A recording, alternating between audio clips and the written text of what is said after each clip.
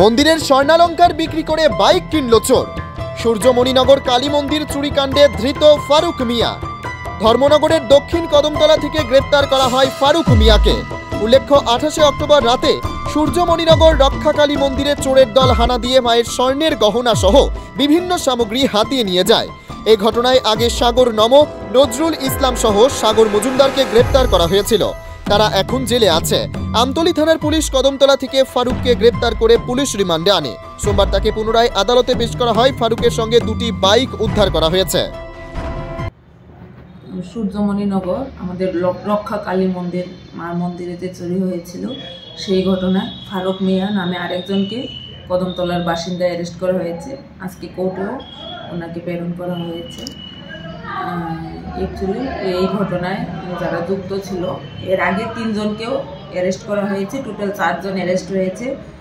বাকি আরও ইনভলভ আছে কিনা ইনভেস্টিগেশন চলছে। আর ফারুক মিয়া অ্যারেস্টের সঙ্গে সঙ্গে আমরা 2টি বাইকও সিজ করেছি। চুরি যাওয়া স্বর্ণের অনেকাংশেই সিজ হয়ে গেছে, রিকভারি হয়েছে। আর ইনভেস্টিগেশন চলছে বাকি জিনিসগুলো উদ্ধার হচ্ছে।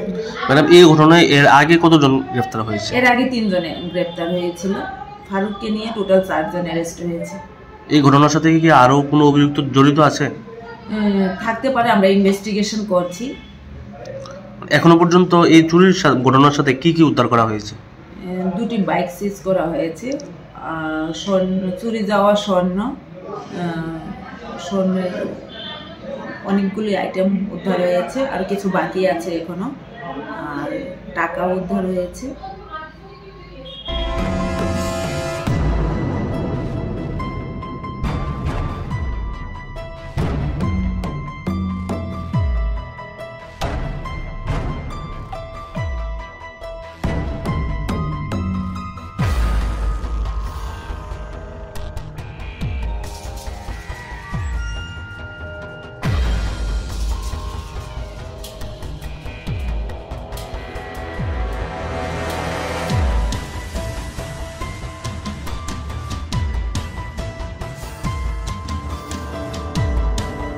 ব্যুরো রিপোর্ট, অমর বার্তা।